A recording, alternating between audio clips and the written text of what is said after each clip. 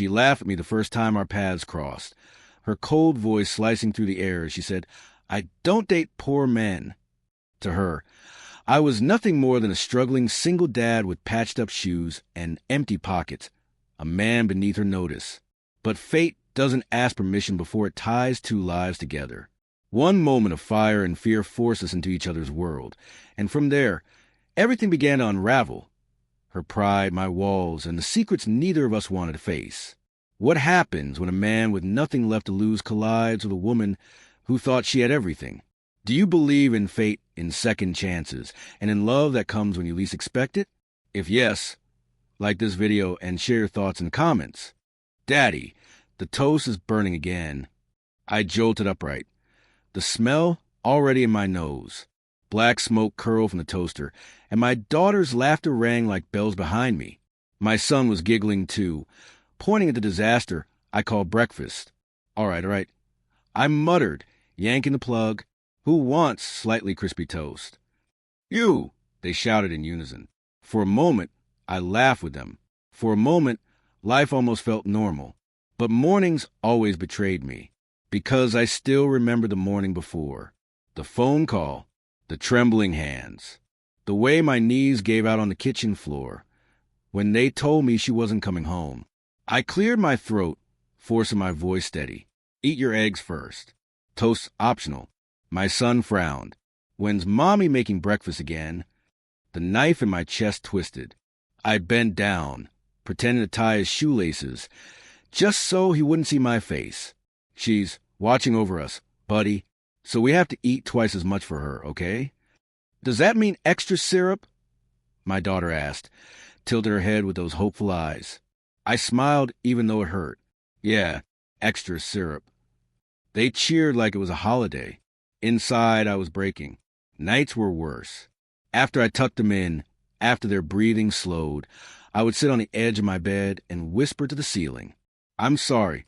I don't know if I'm enough. I'm trying, but they ask for you every day. God, I'm trying. The silence always answered back. Work was the only place I could keep my mind numb. Long shifts at the factory, hands blistered, shoulders aching. At least sweat drowned out grief. At least the machines didn't ask why Mommy's chair was empty at dinner. But even there, whispers followed me. Poor guy. Lost his wife. 2 kids on his own? Won't last. They weren't wrong. Every paycheck stretched thinner. Bills waited like wolves. Still, I swore I'd never let my kids see me crawl. Daddy, can we watch cartoons tonight? My daughter asked later, tugging my sleeve. Cartoons, huh? Only if homework's done first. It is, she beamed. My son chimed in. She copied mine. Did not. Yes, you did. I laughed, even as exhaustion pulled at me. Their bickering was music. Music that reminded me why I kept going, why I fought even when my chest felt hollow. But then bedtime came. She held her stuffed rabbit tight and asked the question I feared most. Daddy, when's Mommy coming back? The air left my lungs. I sat beside her, stroking her hair, searching for words I didn't have. Sweetheart, Mommy's with us. Just not the way she used to be. She's in here. I tapped her chest gently. And here. I tapped her forehead. She frowned. But I want her here. Her tiny hands tugged at my sleeve. Right here. Tears burned my eyes. I pulled her close, whispering into her hair. Me too, baby. Me too. When she finally drifted off, I stayed, staring at the ceiling. My son's soft snores filled the room. The rabbit slipped from her arm, and I tucked it back in place. I wanted to believe I was strong. I wanted to believe I could keep my promise to my wife. But every day chipped away at me. Back in my room, I collapsed onto the mattress. My chest ached from holding it all in. I'm failing them. I muttered into the dark. I can't give them the life they deserve. I don't even know how long I can hold this job. The alarm clock's red numbers glowed like a warning. Tomorrow was payday. Tomorrow was also rent due. Sleep never came easy. My mind ran in circles. Bills, groceries, babysitters I couldn't afford. And always her face. The way she smiled at me in the mornings. The way she hummed while flipping pancakes. Gone in one heartbeat. How do I raise them without you? I buried my face in my hands, fighting the sobs. My chest heaved, but I forced myself quiet. I couldn't let the kids hear. Some nights, I thought I heard her voice in the dark. Maybe it was just my tired brain. Or maybe grief had carved her ghost into every corner of this house. Either way, I answered, I'll keep going. I swear it, even if it kills me. The words tasted like iron. When morning finally broke, I dragged myself up, I in the same faded shirt, packed my lunch of bread, and nothing more. My daughter waved from the window as I walked to work, her stuffed rabbit pressed against the glass. Her smile gave me strength, but as I stepped into the factory that day, I felt a shift in the air. My supervisor's eyes avoided mine. Papers shuffled nervously. Something was coming, and deep down I already knew. The factory floor was louder than usual that morning. Metal clanging, boots stomping, voices too low to hear but sharp enough to sting. My gut twisted. Something was off. I found my supervisor, Mr. Lewis, by the office door. His eyes flicked to me, then away. That told me everything before he even spoke. Morning, I said, forcing a smile. Where do you need me today? Line 2. He rubbed the back of his neck. Could you step inside a moment? The words hit harder than any machine noise. I followed him into the office, my palms sweating. He shut the door, avoided my eyes, then sighed. I'm sorry. They're downsizing. Half the crew's being let go. My throat closed. Half the crew?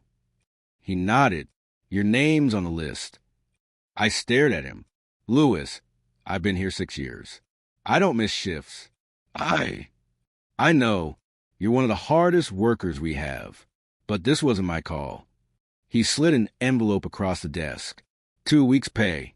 That's all I can give you. I didn't touch it.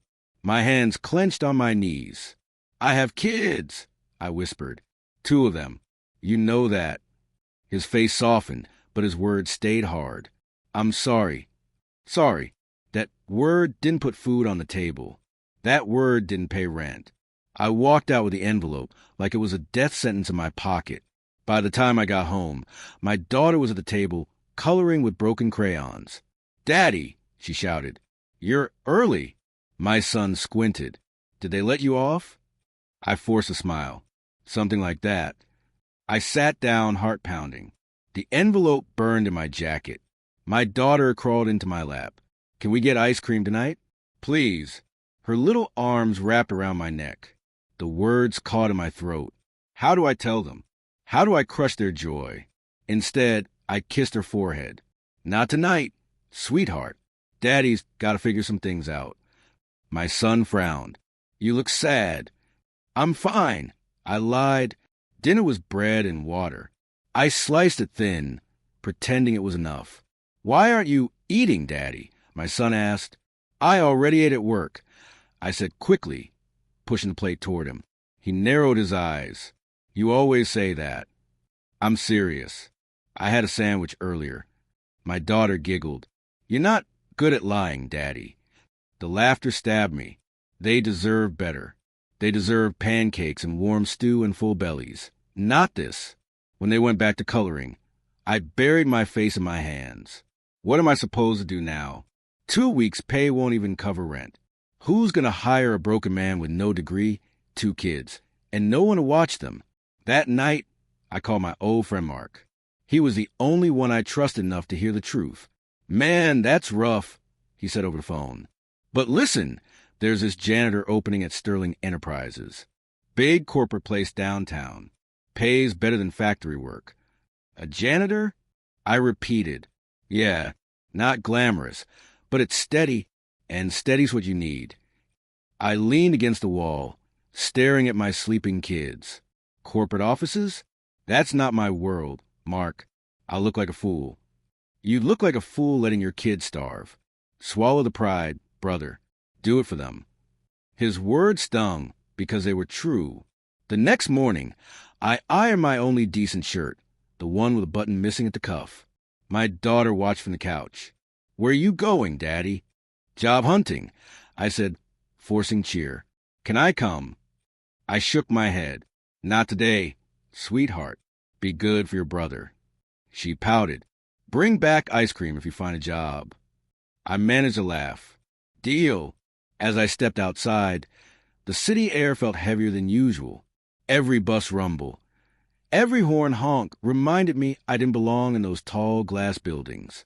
But they need me to belong. They need me to fight. I tightened my grip on my worn-out shoes and walked toward a world I had no place in. The shining tower of Sterling Enterprises loomed in the distance, glass catching the sunlight like fire. My reflection in the windows looked small, almost invisible. I took a deep breath. For them, I whispered, always for them. And with that, I pushed open the heavy glass doors. The lobby smelled like perfume and power. Floors so polished I could see my reflection. Cheap shoes, wrinkled shirt, nerves written all over me. I walked to the desk. Excuse me. I'm here for the janitor position. The receptionist looked me up and down, eyebrows raised. Name. I gave it. She typed slowly, smirking. Have a seat. HR will call you. I sat on a leather chair that felt too expensive for a man like me. My heart hammered. What am I doing here? I belong in grease-stained boots, not glass castles. A voice cut through my thoughts. Sharp, confident. Who's that? I looked up. A woman stood there in heels that clicked like authority itself. Tall, elegant, eyes like ice. She didn't look at me. She studied me, like I was a misplaced object. The receptionist whispered, Applicant for janitor, ma'am. The woman tilted her head. Here. Yes, Miss Sterling. Sterling. The name on the building. The CEO herself. My palms went slick. I stood quickly. Good morning, ma'am. Her eyes narrowed. You think you can work here? My throat dried. I just need a chance. She smirked, turning slightly so others in the lobby could hear. Do you even know what this place is? This isn't some charity kitchen. This is Sterling Enterprises. Heat crawled up my neck. People were staring. I'm not asking for charity, I said quietly. I'm asking for work. Something flickered in her eyes. Amusement, maybe disdain. Then she laughed. Cold, sharp, like glass breaking. I don't date poor men, she said, shaking her head. Why would I hire one? The room chuckled with her. My chest clenched. My kids' faces flashed in my mind. The way they'd ask for ice cream. The way they believed I could take care of them. I swallowed hard. I'm not asking you to date me. Just mop your floors. The laughter grew louder. She raised an eyebrow, clearly enjoying the show. Tell me, what's your degree? Don't have one. Special skills? Management? Finance? None of that. Then what exactly makes you think you're worth my time? Her words sliced. I wanted to walk out. I wanted to spit back every ounce of anger boiling inside me. But then I thought of my son's serious eyes last night, his voice saying, You always say you ate already. I forced myself to stand taller. Because I don't quit. Not at work. Not at home. I got 2 kids depending on me. You won't find anyone who'll scrub your floors harder than me. The laughter hushed a little. Even she blinked at my answer. The receptionist shifted uncomfortably. HR can take him in now. Miss Sterling's lips curved. Not soft, not kind, but curious. Let him through. Let's see how long he lasts. I clenched my fist to stop them from shaking. In the HR office, the woman barely looked at me while sliding papers across the desk. Sign here. Uniform provided. Night shifts. Low pay. No benefits. I signed anyway. What else could I do? When I stepped back into the lobby, Miss Sterling was still there. She glanced at me once, then turned away, heels clicking on marble. Dismissed. Forgotten. But her words echoed in my skull. I don't date poor men. On the bus ride home, I stared at my calloused hands. My reflection in the window looked smaller than ever. Daddy. My daughter ran to the door when I walked in. Did you get the job? Did you? Did you? I forced a smile, kneeling down. Yeah, sweetheart. Daddy got the job. She squealed, hugging me tight. Does that mean ice cream? Not tonight. I whispered into her hair. But soon. I promise. My son stood back, studying me. Why you look sad then? I'm just tired. I lied again. After they went to bed, I sat at the table, staring at the uniform folded in the bag. It smelled of starch and shame. Her laugh replayed in my ears. The CEO of Sterling Enterprises, rich, powerful, untouchable, mocking me in front of strangers. I don't date poor men. I gritted my teeth, whispering to myself, I don't care if she laughs. I don't care if they all laugh. I'll clean her damn floors. I'll do whatever it takes. Because this wasn't about pride anymore. It was about survival. And if mopping marble floors was the price to keep my kids fed, then so be it. Her laugh still echoed in my ears as I pushed the mop bucket down the empty halls. Night shift. Everyone else had gone home. The building felt like a museum. Quiet, cold, filled with portraits of people who never had to worry about unpaid bills. I reached her office. The lights were off, but the door was unlocked. I stepped inside, mop in hand. The room smelled faintly of expensive perfume and ink. Paper stacked perfectly. Shelves lined with awards. And then photos, framed pictures on her desk. I froze. Not the polishio I'd seen in the lobby. These were older. A young woman in jeans, laughing with another girl. A family picture. Parents, maybe. She looked human. Real. I leaned closer, whispering to myself, so you weren't always ice. A voice cut through the dark. What are you doing? I nearly dropped the mop. She was standing in the doorway, heels dangling from one hand, jacket over her arm. No boardroom armor this time. Just a woman, tired, hair falling loose. I was just cleaning. I stammered. Sorry, I didn't touch anything. Her eyes flicked to the photo I'd been staring at. That's what you were really doing, wasn't it? Snooping. No, I straightened. I was just surprised. You looked different. Happier.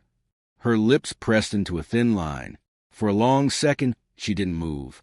Then, softly, that was before, silence hung heavy. I cleared my throat. Didn't mean to cross a line. You did, she said sharply, then sighed. But I'll let it go. This time. I nodded, gripping the mop like a lifeline. She set her heels on the desk and sat, watching me. You have kids, don't you? The question startled me. Yes, 2. A boy and a girl? Yeah. My chest tightened. How did you know? She shrugged. The way you talked back to me in the lobby. Desperate, but not for yourself. Fathers with children carry that look. I swallowed hard. They're all I've got. For once, her expression softened. Just a flicker. And their mother? The air caught in my lungs. I stared at the floor. She's gone. Her eyes lingered on me, something unreadable flickering there. I see. Silence again. The hum of the city outside filled the room. I busied myself mopping, needing to move, to breathe, but her gaze followed me. Finally, she spoke, almost to herself. People leave. That's what they do. Some by choice, some by fate. Either way, you're left cleaning up. The words hit deeper than she knew. I stopped, leaning on the mop. You sound like you've lived it. Her jaw tightened. That's none of your business. I nodded. Fair enough. She stood, slipping her heels back on. Don't mistake this for friendship, Mr. Janitor. You work here. That's all. Yes, ma'am. But as she walked past me, I caught a glimpse of her eyes. Not cold this time, but tired, wounded. When the door closed behind her, I let out the breath I'd been holding. So the Ice Queen bleeds too, I thought. On the bus ride home, I stared at the city lights. She was still untouchable, still dangerous to my pride. But for the first time, I wondered if her walls weren't built of arrogance, but pain. And pain I understood too well. The apartment smelled like boiled rice and worry. The kid sat at the table, staring at plates half full. I tried to make it look like a feast. Cut the bread into funny shapes, told jokes while pouring water into mismatched cups. Daddy, Emma whispered, are we running out of food? Her small voice nearly broke me. No, sweet pea. I lied. Daddy just has to wait for his paycheck. Things will be better soon. But inside, the truth clawed at me. Rent overdue. Bills piled high. My wallet was emptier than our fridge. The next morning, I dragged myself to the office with the mop. Halfway through scrubbing the marble lobby, her voice cut across the room. "You, come with me." My stomach dropped. I followed her into her office. She sat behind a massive desk, fingers steepled, eyes sharp. "Sit." I stayed standing. "I'll just sit." Reluctantly, I obeyed. She studied me for a long time. "How much do you make here?" I shifted. "Enough." Her brows lifted. "Enough for what?" "Certainly not for raising 2 children in the city." My throat tightened. "We get by." "No, you scrape by." Her voice was cold, surgical. "And I don't like watching men pretend their pride is more important than their children's well-being." My fist clenched. "What are you getting at?" She opened a drawer and slid an envelope across the desk. "Thick. Too thick. Take it." I stared at it like it was poison. "What is this?" "Money. Call it charity. A man like you shouldn't have to watch his kids starve." Heat surged in my face. I pushed it back toward her. "I don't want your charity." Her lips curved into something between a smirk and pity. "You'd rather let your children suffer than take help from someone you dislike?" "You don't understand." I snapped. "Then explain." My voice cracked. "If I take that, I'm not a father anymore, I'm a beggar. My kids look at me like I'm strong, like I can protect them. If they see me on my knees or your scraps," I shook my head, breast shaking. "I can't." She leaned back, studying me like I was some riddle. "So pride matters more than survival." "No." My voice dropped to a whisper. "It's all I have left." For a long moment, she said nothing. "Just watch me unravel." Then she slid the envelope back into the drawer. "Very well. But remember this moment when the hunger in their eyes grows too much for you to bear." The words burned. I stood. "You think you're helping. You're not. You're humiliating me." Her expression didn't change. "Humiliation is a luxury. Try losing everything. Then you'll understand." I bit back the reply on my tongue and left before she could see the wetness in my eyes. On the bus home, the city blurred past. My fist stayed clenched in my lap. That night, Emma crawled into my lap. "Dad, are you okay?" I kissed her hair. "I'm fine." But I wasn't. My pride felt like both my shield and my curse. I wanted to throw it away, beg for anything to keep them safe.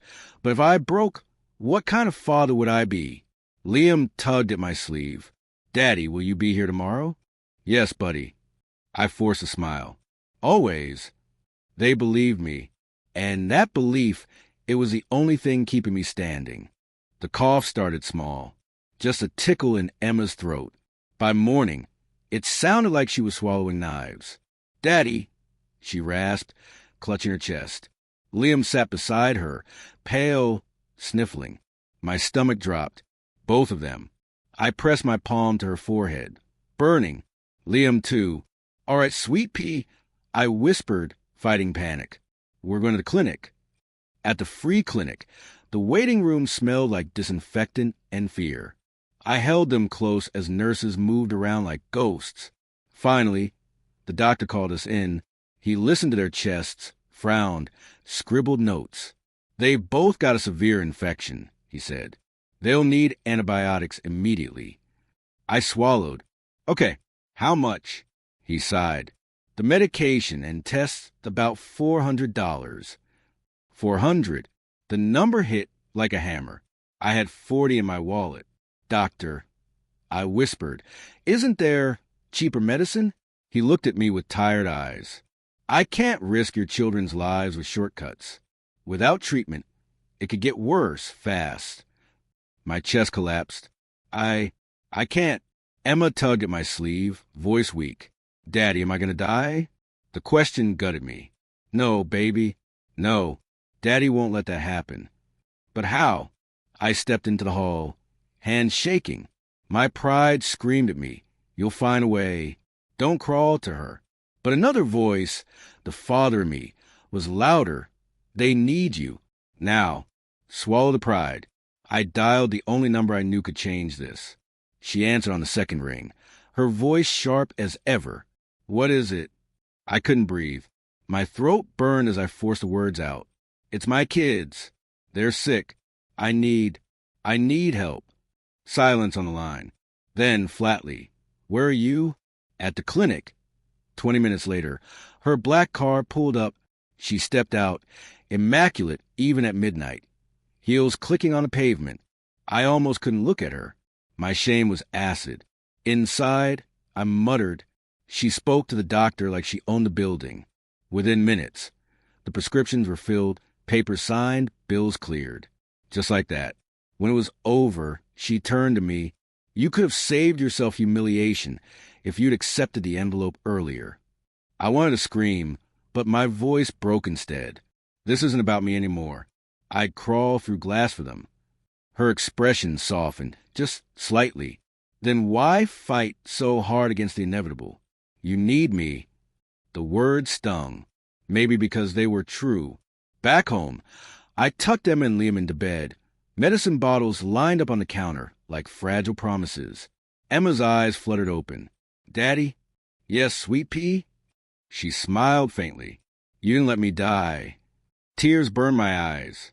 Never. I'd give everything before I let that happen. When they finally drifted to sleep, I sat at the kitchen table in the dark, head in my hands. She had saved them, not me. My pride was ash now, scattered on the floor. But as much as I hated it, I knew this wasn't the last time I'd have to knock on her door. The kids were finally sleeping better. The medicine worked. Thank God. But the bills? They kept piling like storm clouds. Rent overdue. Utilities flashing red warnings. I'd stretched every dollar until it snapped. One evening, as I finished mopping the executive floor, her voice came from behind me. You look like hell. I turned, jaw tight. Good evening to you too, ma'am. She stepped closer, arms crossed. Don't play polite. Your eyes tell me you haven't slept in days. I didn't answer. She tilted her head. How are the children? I hesitated, then said quietly, better, thanks to you. The words burned, gratitude and shame mixing like poison. For once, she didn't smirk. Good. They're lucky you fought for them. Her tone softened, but only for a second. Then her eyes sharpened. But luck won't pay next month's rent. I froze. What did you just say? I did some digging. She said it like it was nothing. Your landlord is ready to evict you. You're 3 weeks late. My stomach twisted. You had no right. I had every right, she cut in. Because you're wasting my time mopping floors when you could be something more useful. I frowned. Useful? I'm not your project. Her lips curved into a smile that didn't reach her eyes. Oh, but you could be. She walked around me slowly, like a predator circling prey. Here's my offer. Quit this janitor job. Come work for me directly. I blinked. Work for you? Doing what? Fetching coffee? Parking your car? No. Her voice was sharp, decisive. As my personal driver. My assistant. My shield when necessary. In return, I'll pay you 10 times what you make now. Enough to feed your children, cover rent, and still have savings. The room tilted. 10 times. That money could erase the fear in Emma's eyes. Put food on the table without me lying about next week's paycheck. But at what cost? I swallowed. Why me? You have a line of men in suits begging to work for you. She leaned in, eyes locking with mine. Because they want something from me. You don't. You hate me, and that makes you honest. I can trust a man who doesn't worship me. Her words lodged in my chest. Honest? Trust? From her? I shook my head. This sounds like a leash. It's survival. She leaned back, folding her arms. Or would you rather keep scrubbing floors until your children grow up thinking poverty is destiny? Her words sliced deeper than any insult. I thought of Emma's cough, Liam's worried eyes, the empty fridge, the late notices taped to our door. My pride screamed don't, but my heart whispered do it. For them, I took a shaky breath. If I say yes, what's a catch? She smirked. No catch, just loyalty. You'll work when I need you, travel if I ask, and keep my secrets. In return, your children will never go hungry again. Silence hung thick. My heartbeat roared in my ears. Finally, I whispered, and if I say no, her eyes glinted. Then walk out that door and wait for the day hunger forces you back to me. Either way, you'll return. Pride doesn't feed children. I wanted to hate her, to spit her offer back in her face. But when I pictured Emma and Liam, pale and sick in that clinic bed, something inside me broke. I closed my eyes, whispering like confession, "I'll do it." Her smile was slow, victorious. "Good choice." She extended her hand. Reluctantly, I shook it. Her grip was firm, final, like signing a contract with the devil. On the bus home, the city lights blurred into streaks. Emma leaned against me, asleep, her small hand gripping mine. Liam dozed on my other side. I looked at them, my heart aching. I sold my pride tonight. But if it keeps you safe, maybe that's the price of love. The leather of her car felt wrong under my hands. Too smooth, too rich, like it knew I didn't belong there. The kids had never even seen a car this new, and now I was driving one. Her voice broke my thoughts from the back seat. Turn left up ahead. Not right. Right is traffic. Yes, ma'am. My grip tightened on the wheel. Stop calling me that, she said sharply. I glanced in the mirror. What should I call you, then? She looked out the window, city lights reflecting on her face. My name, Evelyn. The name felt strange on my tongue. All right, Evelyn. Silence. The GPS announced, "You have arrived at your destination." As we pulled up to a glass tower glowing against the night sky, people in gowns and tuxedos streamed through golden doors. Paparazzi swarmed the entrance like flies to honey. I parked at the curb. She smoothed her dress, a crimson thing that made the whole world stop. Before stepping out, she glanced at me.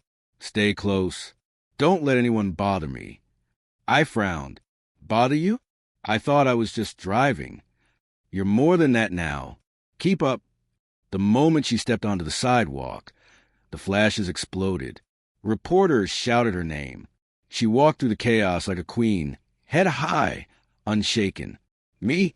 I stuck out like a stain on white silk. My cheap suit barely fit, the tie choking me like a leash. One reporter shoved forward. "Evelyn, rumor says you're closing another company. Any comment?" Before she could answer, the man's shoulder brushed her arm. Instinct took over. I stepped between them, firm hand on his chest. "Back up." My voice came out like gravel. The reporter blinked, startled, then sneered. "Who the hell are you?" "The guy telling you to move," I said flatly. Evelyn's lips curved faintly, almost approval, before she swept past into the lobby. Inside, marble floors and chandeliers blinded me. Waiters floated with trays of champagne, their smiles practiced. My stomach twisted. The kids and I lived on noodles. And here people spilled wine worth more than my rent. She caught my look. "You don't approve." "It's not my world." Her eyes narrowed. "Then learn, because from now on, you'll be walking in it." I didn't reply. Hours passed as I stood behind her at that gala, watching men in silk suits and women dripping diamonds try to charm her. She barely acknowledged them, her face carved from stone. At one point, she leaned toward me and whispered, "Notice how they all smile while sharpening knives behind their backs." I muttered, "Sound like hell." "Exactly. And I need someone in hell who won't pretend it's heaven." Later, when the crowd thinned, she excused herself to a balcony. I followed at a distance. The city spread below, endless lights flickering like fireflies. She leaned on the railing, shoulders tense. For once, she looked small. I stepped closer. "Why do you even come to these things if you hate them?" "Because power requires presence." Her voice was quiet, but edged with steel. "If I don't show up, they think I'm weak." I studied her profile. The way her eyes carried battles I'd never fought. "You ever get tired of pretending?" Her laugh was bitter. "Every day. But if I stop, they'll eat me alive." For a moment, I saw her not as a CEO who mocked me, but as someone trapped in her own cage of glass and gold. Then she straightened, mask sliding back on. We leave. Now. On the drive home, silence filled the car. Emma's face flashed in my mind. Her laughter, her trust. Was this job pulling me closer to saving them, or further from the man I wanted them to believe in? As I parked, Evelyn finally spoke. You did well tonight. Better than expected. I shrugged. I just kept people from pushing you around. Exactly. She met my eyes in the mirror. That's why I chose you. You see through the masks. Don't lose that. I need it. For the first time, her voice held something that almost sounded like trust. But trust from her was a dangerous thing. When I finally crawled into bed at home, the kids stirred beside me. Liam whispered in his sleep, "Daddy, don't leave."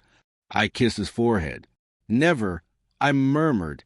But deep inside, I wondered if stepping into her world meant I was already halfway gone. It started with whispers. By noon, the whispers turned to headlines. By evening, her face filled every screen in the city. CEO Evelyn Hale accused of fraud. Ice Queen empire built on lies. Reporters swarmed like sharks. Protesters gathered outside the glass tower, chanting for her resignation. I stood in the lobby, phone buzzing with messages I didn't dare open. Rent notices, Emma's school letter, my landlord's threats. And now this, her empire cracking. She stormed into the side entrance, heels clicking like gunshots. Her eyes burned with fury, but her voice was steady. Car. Now. I followed her outside, shielding her from the cameras. Flashes exploded. Questions flew like arrows. Miss Hale, are you guilty? Is it true you falsified contracts? Are you going to prison? I shoved through them, one arm out. Back off. In the car, she ripped off her sunglasses, tossing them onto the seat. Her hands shook as she pressed her temples. Talk to me, I said quietly. It's all lies, she snapped. Fabricated by competitors who want me gone. Her voice was sharp, but her eyes, they flickered with something I'd never seen before. Fear. I gripped the wheel. What do you need me to do? Stay. Don't ask questions. Protect me. I clenched my jaw. And my kids? They're already calling me from school, asking why their dad's boss is on TV accused of crimes. Her head snapped toward me. So you're thinking of leaving? I swallowed. I'm thinking I can't let your war spill into my home. Her eyes narrowed. If you walk now, you'll crawl back.